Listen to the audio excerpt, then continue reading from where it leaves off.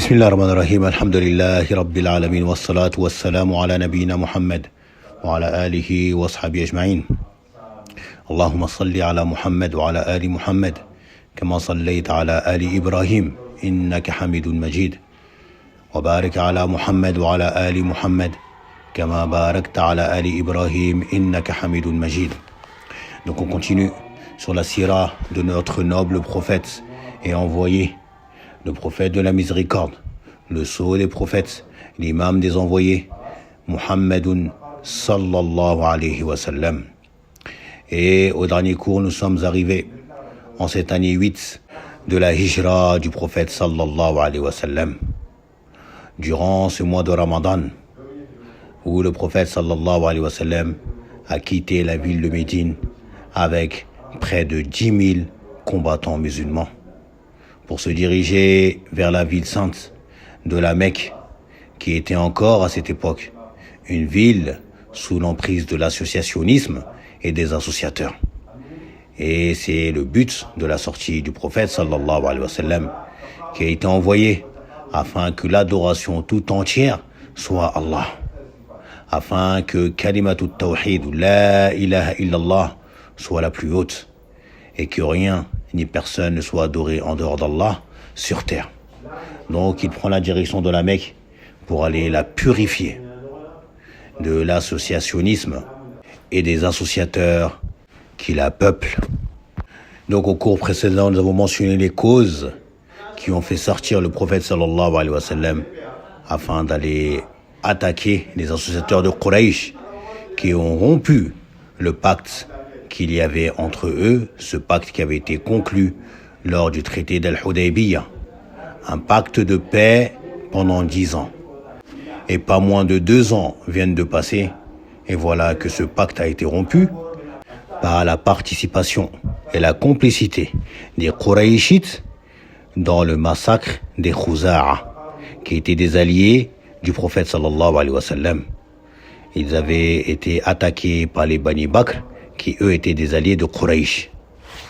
Et donc les Khuza'a ont demandé assistance à leurs alliés, c'est-à-dire le prophète sallallahu alayhi wa sallam, et le prophète sallallahu alayhi wa sallam a accepté cela, d'aller les secourir.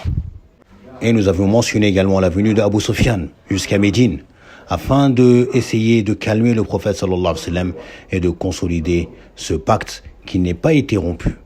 Mais cela n'a pas été écouté. Puis il est venu lui-même avec son cousin Abdullah ibn Abi Umayya et se sont convertis tous les deux à l'islam avant qu'il retourne à la Mecque afin d'avertir les gens de ce que le prophète sallallahu alayhi wa sallam lui a promis, que quiconque entre dans la maison d'Abu Sufyan sera en sécurité.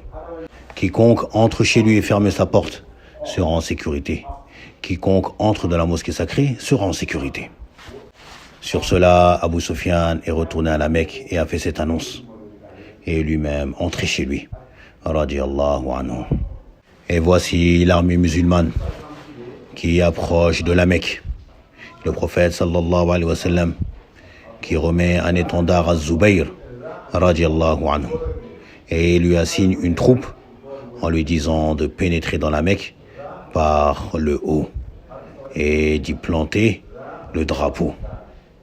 Et il ordonne à Khalid ibn al-Walid radiallahu anhu, qui était à la tête d'une troupe également, de entrer par le côté bas de la Mecque et lui ordonne de combattre toute personne qui désire les combattre.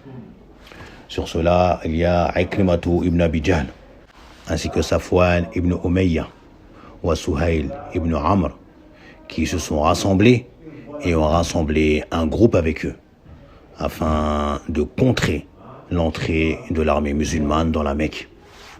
Et le groupe de Khalid ibn al-Walid radiallahu anhu les a rencontrés et affrontement a eu lieu.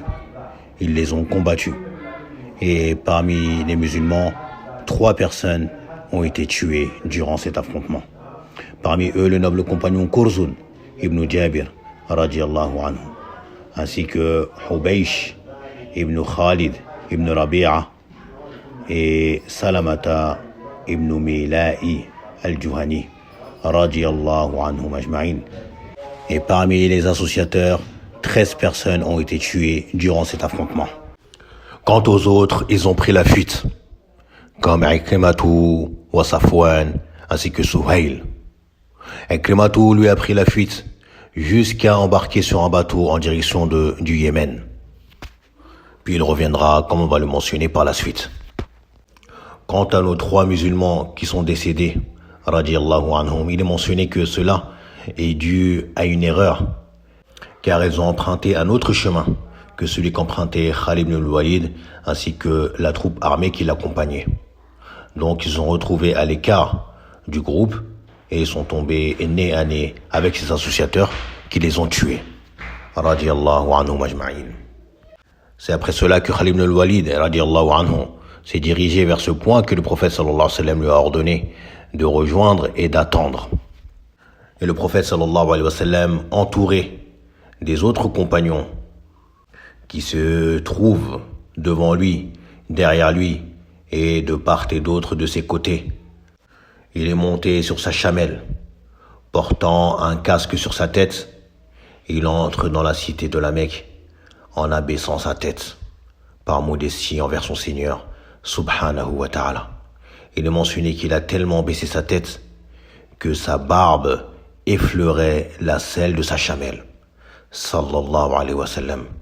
Comme beaucoup de savants le mentionnent, ce noble comportement de ce prophète de la miséricorde, ce meilleur homme qui a foulé la terre, sallallahu alayhi wa sallam, est totalement à l'opposé de ce sur quoi était la majorité des dirigeants et des gouverneurs, qui lorsqu'ils entrent dans une cité qu'ils ont conquis, eh bien, ils y entrent la tête haute, avec fierté, montrant ainsi leur suprématie et leur contrôle.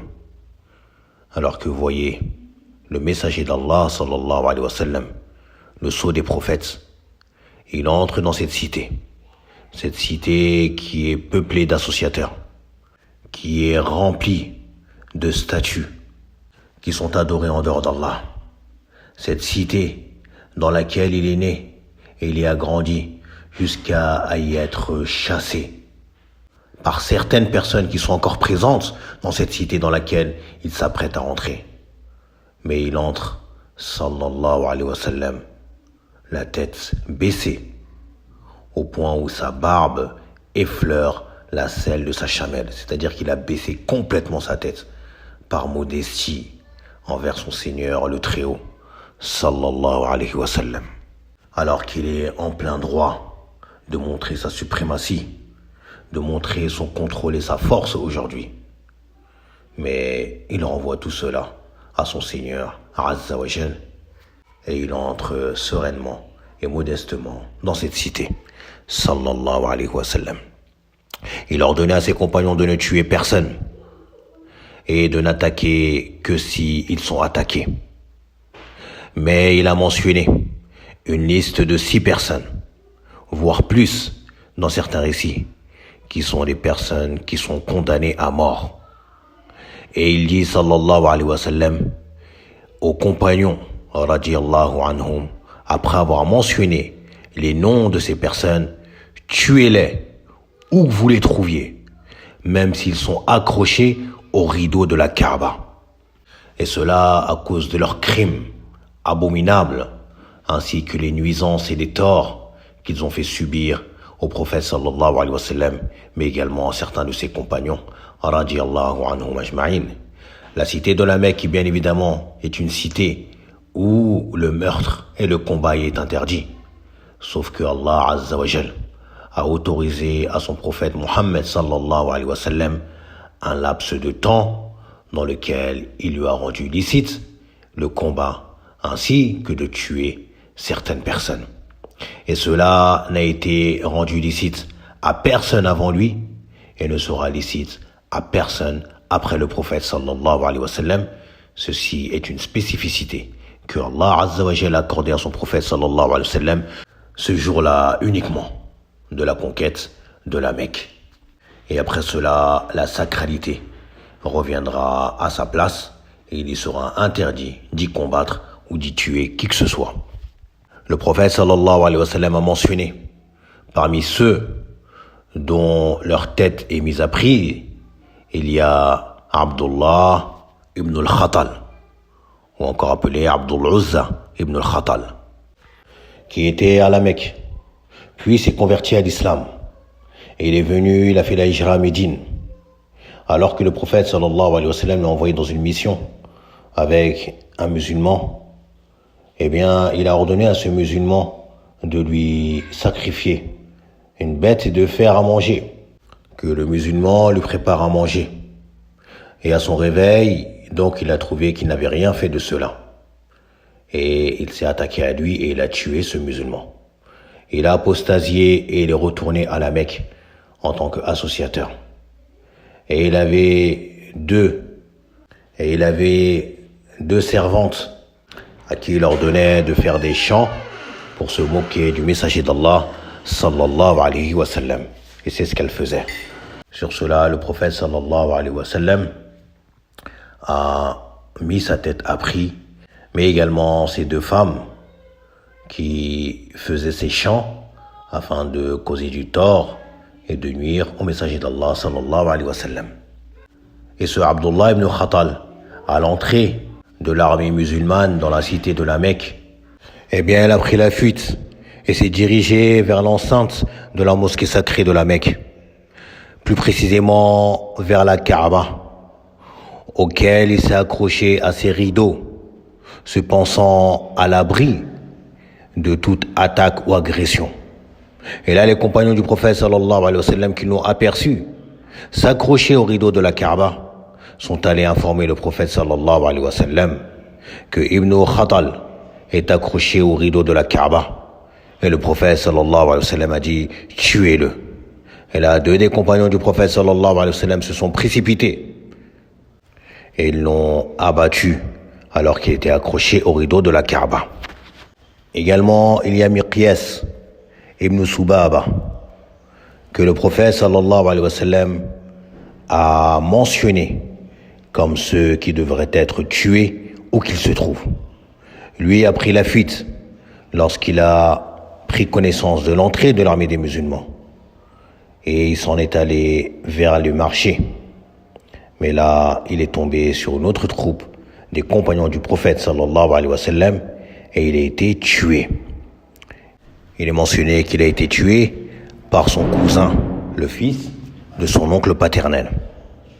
Miqyasu, lui, qui avait quitté la Mecque et était venu à Médine, prétendant s'être converti à l'islam, et demandant au prophète sallallahu alayhi wa sallam de lui verser le prix du sang du meurtre de son frère qui avait été tué par erreur.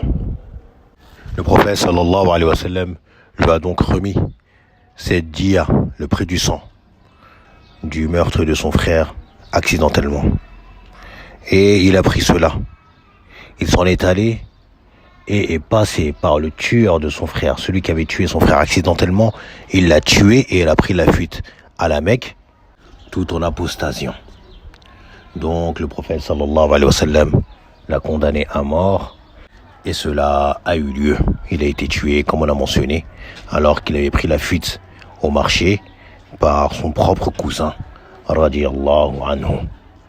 Cela bien évidemment car il n'y a pas de lien de parenté qui compte dans la mise en pratique de l'alliance et le désaveu.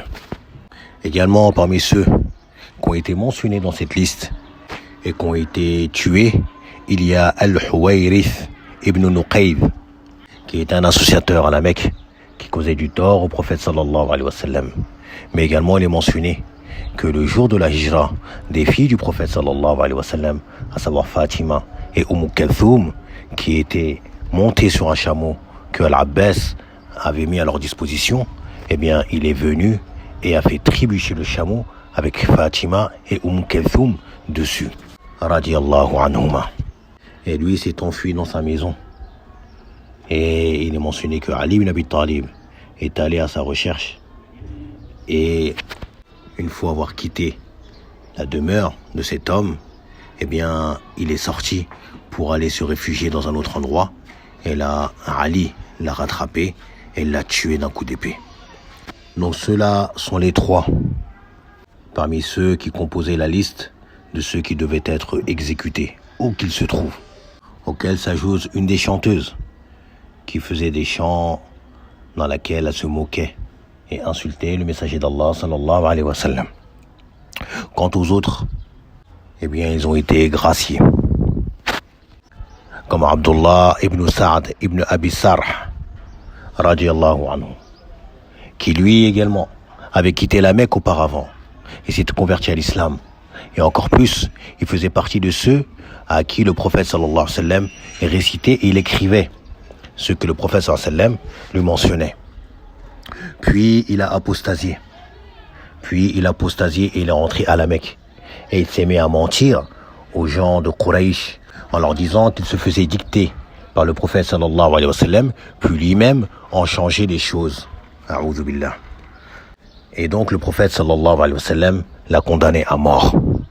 Et à l'entrée de l'armée musulmane et du prophète sallallahu alayhi wa sallam dans la cité de la Mecque, il a pris la fuite. Puis il est allé se cacher. Et il a demandé la protection de Uthman ibn Affan, radiyallahu anhu, qui l'a amené jusqu'au prophète sallallahu alayhi wa sallam, afin que le prophète sallallahu alayhi wa sallam lui pardonne et accepte son allégeance. Et il a demandé cela à 3 reprises. Donc une première fois, Uthman dit au prophète sallallahu alayhi wa sallam, accepte le pacte d'allégeance de Abdullah ibn Sa'd ibn Abi Sarh. Et le prophète sallallahu alayhi wa sallam qui lève sa tête et qui ne répond pas. Puis la rebaisse. Puis Uthman ibn Affan qui recommence une seconde fois. Toujours la même réaction du prophète sallallahu alayhi wa sallam. Puis une troisième fois. Et là, le prophète sallallahu alayhi wa sallam qui attend un moment, puis qui accepte son pacte d'allégeance et sa conversion. Après cela, le prophète sallallahu alayhi wa sallam s'adressant à ses compagnons leur dit, mais pourquoi l'un d'entre vous ne s'est-il pas levé et ne l'a pas tué avant que j'accepte de lui son pacte d'allégeance? Et là, ses compagnons lui disent, Ya Rasulallah, nous n'en savons rien. Pourquoi donc tu ne nous as pas fait un signe afin de nous indiquer cela? Et le prophète sallallahu alayhi wa sallam leur a répondu qu'il ne convient pas à un prophète d'avoir ces signes des yeux qu'on appelle la trahison des yeux. Kha'inatul a'yuni. Donc ce compagnon s'est converti à l'islam et son islam a été de belle. Radiyallahu anhu. Également, on revient à Ikrimatu ibn Abi Jahl, qui lui s'est enfui vers le Yémen. Il est monté sur une embarcation comme il est mentionné. Et alors qu'ils étaient en mer et que le vent et les vagues se sont mis à s'agiter, eh bien les passagers du bateau se sont dit les uns les autres, Akhlisu, la yanfa'ukumul yawma illa al-ikhlas. Dans le sens purifiez vos invocations pour Allah seul. Car rien ne peut vous sauver aujourd'hui si ce n'est que l'ikhlas, la pureté de l'acte. Que vos adorations, vos invocations ne soient vouées et dirigées qu'à Allah seul. Et ils se sont tous mis à invoquer Allah exclusivement, seul. Et cela est une chose qui était connue chez les associateurs, qui lorsqu'ils se retrouvent dans des grandes difficultés ou dans des calamités, ils oublient toutes ces divinités qu'ils adorent en dehors d'Allah lorsqu'ils sont en aisance. Et ils adorent Allah seul, ils l'invoquent lui seul. Et c'est cela que se sont rappelés ces hommes. Et Ikrimatu ibn Abi Jahl, qui était parmi eux, s'est dit, si uniquement Al-Ikhlas peut nous sauver de cette difficulté dans laquelle nous sommes aujourd'hui, eh bien c'est également cela qui va me sauver de Mohammed et de ses hommes. Puis il a pris l'engagement devant Allah, en promettant à Allah subhanahu wa ta'ala, que si Allah le sauve de cette difficulté, de la noyade, de l'anéantissement dans les mers, eh bien qu'il va se rendre à la Mecque et qu'il va mettre sa main dans la main de Mohammed afin de lui prêter allégeance et que Mohammed va accepter de lui et va se montrer clément et pardonneur envers lui. Et c'est ce qu'il a fait. Il est mentionné qu'il est retourné et de par l'aide de son épouse qui lui a accordé sa protection et qu'il l'a ramené jusqu'au prophète sallallahu alayhi wa sallam. Il est mentionné qu'il y est entré de manière discrète et cachée, car c'est une personne qui est connue et il sait pertinemment que quiconque le voit ou le croise, eh bien il le tuerait. Donc il ne faut pas que cela arrive avant qu'il atteigne Muhammad sallallahu alayhi wa sallam. Car si l'un des compagnons du prophète sallallahu alayhi wa sallam l'aurait croisé, il l'aurait tué directement. Donc il a réussi à se faufiler de manière discrète avec l'aide de son épouse qui l'a ramené jusqu'au prophète sallallahu alayhi wa sallam. Et il a proclamé son islam ainsi que son allégeance au prophète sallallahu alayhi wa sallam. Et cela après avoir été l'un des pires ennemis du prophète sallallahu alayhi wa sallam ainsi que des musulmans. Radiyallahu anhu. Puis le prophète sallallahu alayhi wa sallam est rentré dans la mosquée sacrée. Il s'est dirigé directement vers la Kaaba. Arrivé au niveau de la pierre noire, il a mentionné le nom d'Allah ainsi que le takbir. Et il l'a touché. Puis il a commencé à faire le tawaf, les tours de circumambulation autour de la Kaaba. Kaaba qui était jusqu'à ce jour entourée et remplie de statues. Comme il est venu dans certains récits, on pouvait compter près de 360 statues ou idoles qui étaient autour de la Kaaba et à l'intérieur de la Kaaba. A'udhu billah. Donc le prophète sallallahu alayhi wa sallam, durant son tawaf, ses tours, il avait son arc dans la main. Et à chaque fois qu'il passait près d'une statue, eh bien il la faisait tomber pour la casser. Et il mentionnait ces versets où Allah Azza wa Jalla dit قُلْ جَاءَ الْحَقُّ وَزَهَقَ الْبَاطِلِ إِنَّ الْبَاطِلَ كَانَ زَهُوقًا. Il dit subhanahu wa ta'ala dans la sourate Al-Isra, au verset 81, selon une traduction approximative, dit la vérité est venue et le faux a disparu. Car le faux est destiné à disparaître. Mais également le verset où Allah Azza wa Jalla dit قُلْ جَاءَ الْحَقُّ وَمَا يُبْدِئُ الْبَاطِلُ وَمَا يُعِيدُ. Où Allah Azza wa Jalla dit dans la sourate Saba, au verset 49, dit la vérité est venue et le faux ne peut rien commencer ni renouveler. Puis il demanda à ce que les clés de la Kaaba lui soient apportées. Et Uthman ibn Talha, qui faisait partie du clan de ceux qui détenaient les clés de la mosquée, est venu et a ouvert la Kaaba. Le prophète sallallahu alayhi wa sallam y a pénétré. Lui ainsi que Oussama ibn Zayd ibn al-Haritha et également Bilal radiyallahu anhum ajma'in. Et le prophète sallallahu alayhi wa sallam a vu sur les murs de la Kaaba une image représentative de Ibrahim alayhi salam et de son fils Ismaïl qui s'adonnait aux flèches divinatoires, a'udhu billah, qui est du shirk. Et le prophète sallallahu alayhi wa sallam a juré qu'ils n'ont jamais fait cela, puis a ordonné que cela soit effacé. Mais également les statues qu'il y avait dedans ont été brisées et cassées. Puis le prophète sallallahu alayhi wa sallam est sorti. Et les gens qui s'étaient rassemblés, regroupés devant la Kaaba, attendant quelle sentence, quelle punition le prophète sallallahu alayhi wa sallam allait décréter contre toutes ces personnes qui se sont entêtées dans cet égarement, dans cette haine, cet acharnement contre lui ainsi que ses compagnons, jusqu'à ce qu'il soit revenu secouru par Allah subhanahu wa ta'ala, comme il l'a dit lui-même lorsqu'il était dans la Kaaba. Après avoir mentionné le takbir, Allahu Akbar, glorifiant Allah subhanahu wa ta'ala et attestant de son unicité, La ilaha illallah, wahdahu la sharika lah. Et il a mentionné cette parole, prouvant toute sa reconnaissance envers son Seigneur le Très-Haut. Il a dit Anjaza wa'da, qu'Allah a tenu sa promesse, wa nasara abda, il a secouru son serviteur, à savoir le prophète sallallahu alayhi wa sallam.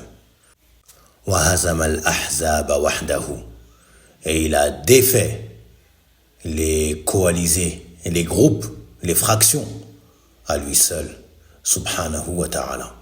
Puis il s'est adressé à tous ces Qurayshites, parmi les associateurs, ainsi que autres qui s'étaient rassemblés devant la Kaaba, en déclarant que tout ce sur quoi ils étaient était faux, parmi les coutumes de leurs ancêtres, ainsi que leurs actes d'adoration. Tout ceci fait partie de la Jahiliya. Puis il leur a dit, que pensez-vous que je veux faire de vous? Là, sallallahu alayhi wa sallam, il est en position de force, comme on dit. Et il peut faire ce qu'il veut. Et il a en droit de faire ce qu'il veut. Sallallahu alayhi wa sallam. Et il leur dit, que pensez-vous que je vais faire de vous? Et là, ils lui ont dit, avec toute pitié, réclamant sa miséricorde, sa clémence, que du bien. Tu es un frère bon et généreux, fils d'un frère bon et généreux. On ne peut espérer que du bien de toi.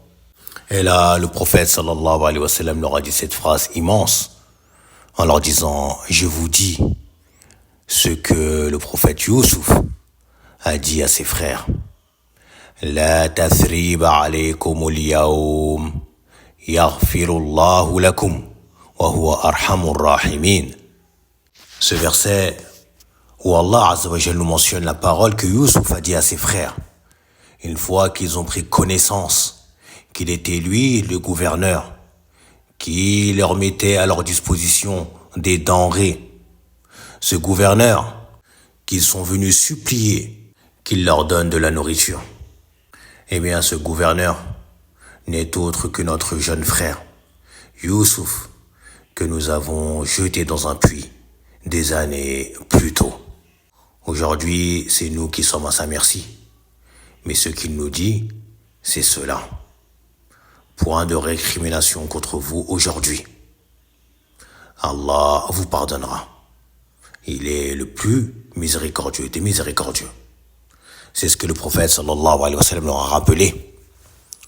Tout comme les frères de Youssouf se sont légués et rassemblés contre lui pour le causer du tort, l'ont chassé, voulant sa disparition. Tout comme vous m'avez fait, me causant du tort, vous m'avez chassé et vous avez voulu me tuer, aujourd'hui je reviens. Comme Youssouf est revenu avec la suprématie qu'Allah nous a accordée. Mais ceci ne nous poussera pas à transgresser au-delà des limites d'Allah Azza wa Jal. Plutôt, en tant que prophète de la miséricorde, je vous accorde mon pardon et je passe au-delà de ce que vous avez fait. Et Allah Azza wa Jal, qui est le grand pardonneur, l'accueillant au repentir, le tout miséricordieux, le très miséricordieux, eh bien, lui va vous pardonner. De cela, de nombreuses conversions ont eu lieu.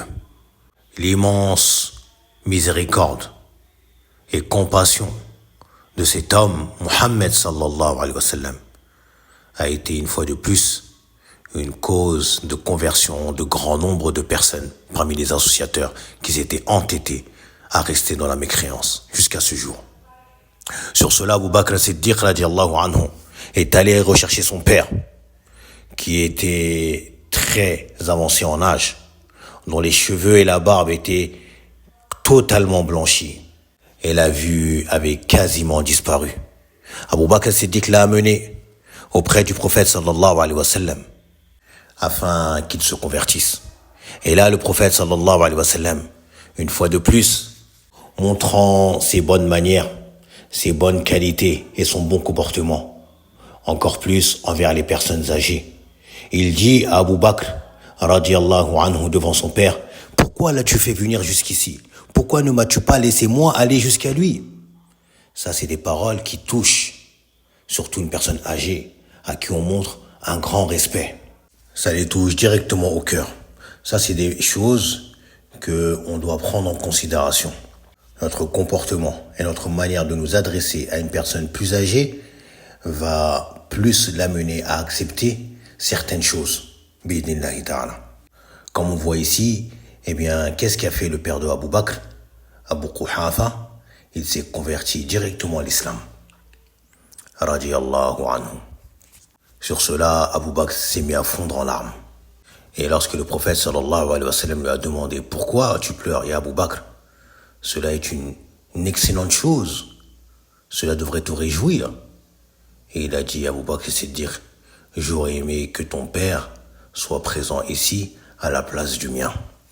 car le père du prophète sallallahu alayhi wa sallam est décédé sur la mécréance, comme on l'a mentionné au tout début de la biographie du prophète sallallahu alayhi wa sallam.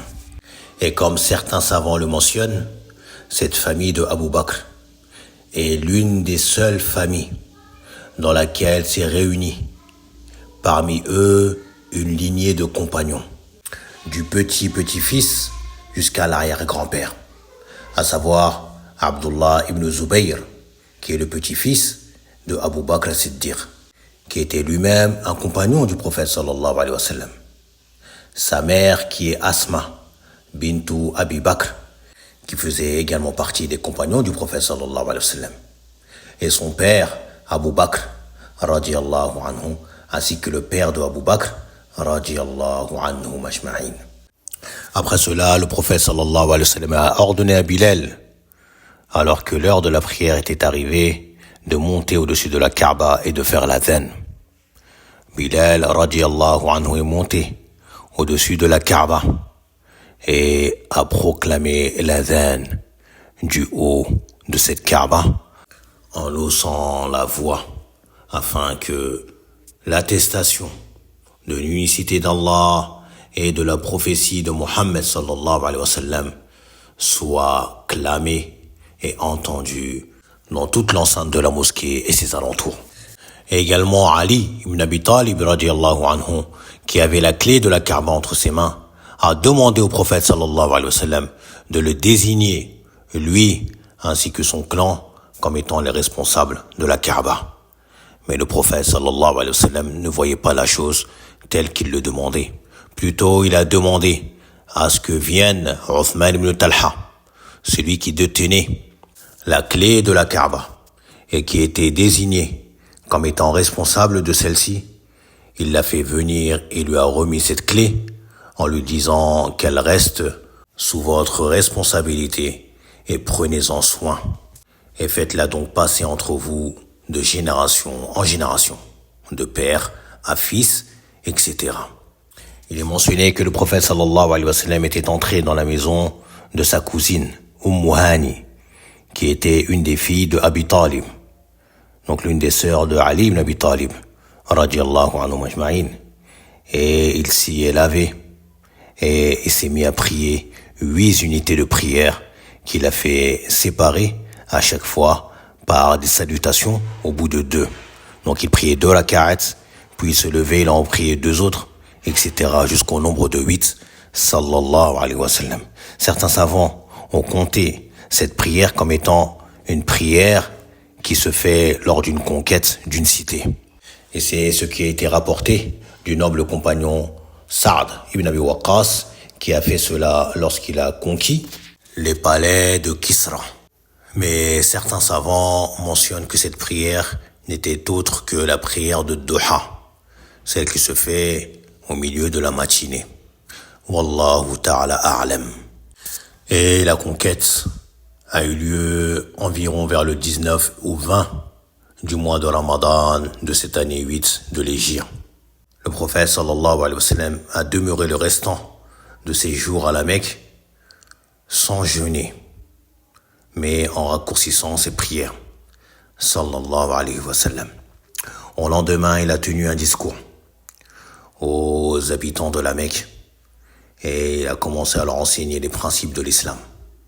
Mais également, beaucoup sont venus pour prêter allégeance au prophète sallallahu alayhi wa sallam. Mais également, comme il est mentionné, les femmes également sont venues.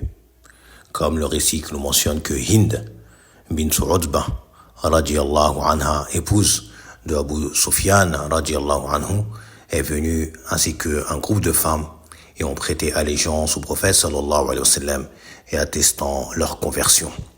Allégeance dont les termes sont mentionnés dans la fin de la sourate Al-Mumtahina, où le prophète sallallahu alayhi wa sallam les appelle à prêter allégeance, de ne point associer quoi que ce soit à Allah, et de ne point lui désobéir, de ne point commettre la fornication, de ne point voler et de ne point tuer leurs enfants. Chose qu'elles ont toutes acceptées. Walhamdulillahi Rabbil Alamin. Également Safwan ibn Umayya, qui est revenu à la Mecque après avoir tenté de s'enfuir au Yémen. Mais il avait été rattrapé par un de ses compagnons, à savoir Umayr ibn Wahb, radiallahu anhu, qui était un de ses amis dans la Jahiliya, qui est parti le rattraper et lui accorder sa protection, l'incitant à prêter allégeance au prophète sallallahu alayhi wa sallam et à se convertir. Umayr qui a porté Safwan jusqu'au prophète sallallahu alayhi wa sallam afin qu'il lui prête allégeance. Et le prophète sallallahu alayhi wa sallam lui a accordé un délai de réflexion de 4 mois en lui disant: tu as 4 mois pour réfléchir si tu veux te convertir ou non. Et il l'a laissé sain et sauf, sallallahu alayhi wa sallam. Mais ce délai n'est même pas passé qu'il est revenu et s'est converti à l'islam, radiyallahu anhu, après qu'il fut l'un des plus grands ennemis du messager d'Allah, sallallahu alayhi wa sallam. Puis le prophète sallallahu alayhi wa sallam dépêche des troupes afin d'aller détruire différentes idoles et statues qui sont adorées en dehors d'Allah, proches de la Mecque ou aux alentours de la Mecque. Comme c'est le cas de Al-Uzza, vers laquelle le prophète sallallahu alayhi wa sallam a envoyé Khalid ibn al-Walid, radiallahu anhu. Al-Uzza, qui était un arbre, dans d'autres versions, 3 arbres, auquel il y avait une construction qui l'entourait, mais également des rideaux. Et elle avait des gardiens, et également une femme qui leur ordonnait ce qu'ils avaient à faire comme associationnisme. A'udhu billah. Cette idole qui était adorée par les gens de Quraysh, mais également ceux de Bani Kinana, ainsi que d'autres tribus, qui était une fierté pour les Qurayshites, au point où ils s'en vantaient, comme l'a fait Abu Sufyan à la fin de la bataille de Uhud, lorsqu'il s'est adressé au prophète sallallahu alayhi wa sallam et à ses compagnons en leur disant: nous avons Al-Uzza et vous n'avez pas de Uzza. C'était une fierté pour eux. Et là, le prophète sallallahu alayhi wa sallam avait ordonné à ses compagnons de lui répondre en lui disant: Allahu maulana wa la maula lakum. Allah est notre maître et vous n'avez pas de maître. Donc Al-Uzza, qui était cette divinité qui est adorée en dehors d'Allah, vers laquelle le prophète sallallahu alayhi wa sallam a envoyé Khalid ibn al-Walid, juste après la conquête de la Mecque. Khalid y est allé et il a détruit cet arbre en le coupant et en le brûlant. Puis il est retourné voir le prophète sallallahu alayhi wa sallam et lui a dit: c'est fait.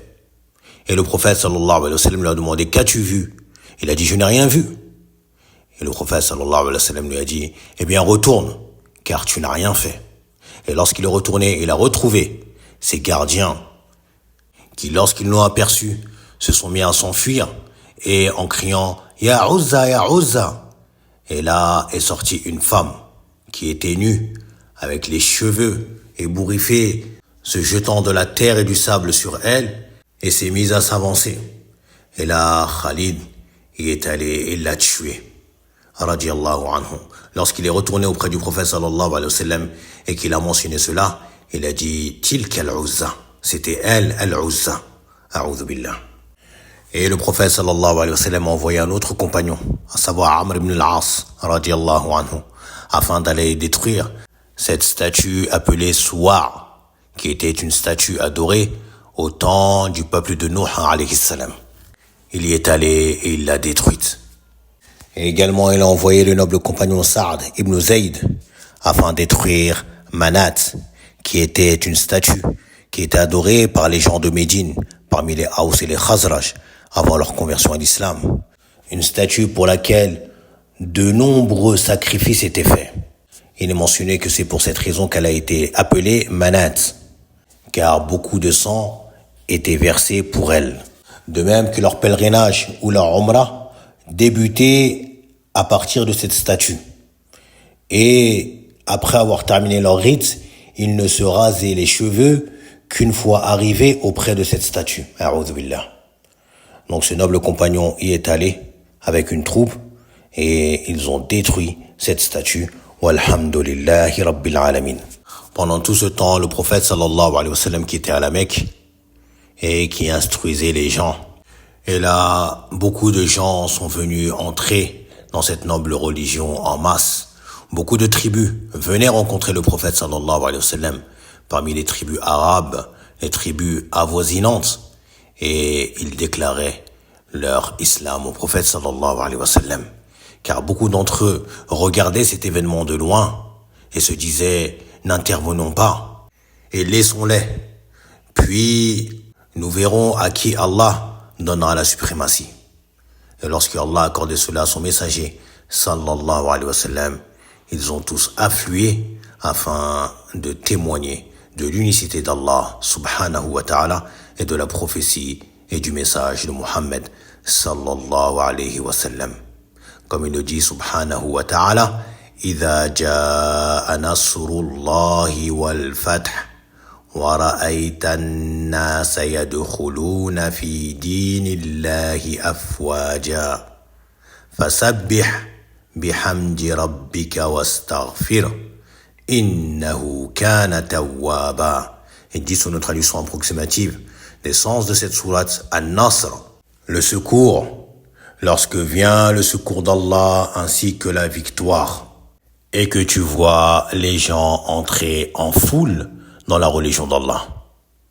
Alors par la louange, célèbre la gloire de ton Seigneur et implore son pardon, car c'est lui le grand accueillant au repentir. Bien que cette sourate fut révélée bien après la conquête de la Mecque, elle reste néanmoins une annonce la concernant.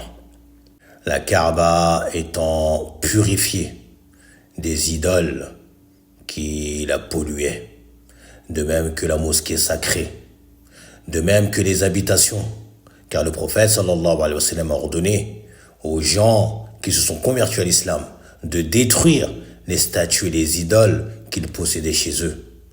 Et c'est ce que grand nombre de personnes ont fait, de même que les différentes statues et idoles qui étaient aux alentours de la Mecque, mais il en restait encore quelques-unes, comme celle de Al-Lat qui se trouvait à Taïf. Taïf, cette cité non loin de la Mecque, qui, ayant pris connaissance de ce qui se passait à la Mecque et à ses alentours, et qui n'a pas fait naître en eux une envie de se convertir, mais plutôt une envie de se venger de ce que cet homme est en train de faire aux Arabes à la Mecque et ce qu'il est en train de faire à nos divinités et à la religion de nos ancêtres. Ils ont donc décidé de se réunir, les Bani Thaqif, mais également Al-Hawazin, ainsi que d'autres tribus, afin d'aller venger les Qurayshites ainsi que leurs idoles de ce que venait de faire Muhammad. Et c'est ce qui va suivre au prochain cours, Inch'Allah ta'ala, étant appelé la grande bataille de Hunaynin, qui a eu lieu au mois de Shawwal de cette année 8 de l'Hégire, juste après la conquête et la reprise de la Mecque par le prophète sallallahu alayhi wa sallam et l'armée d'Allah subhanahu wa ta'ala. Et nous verrons cela au prochain cours, Inch'Allah ta'ala.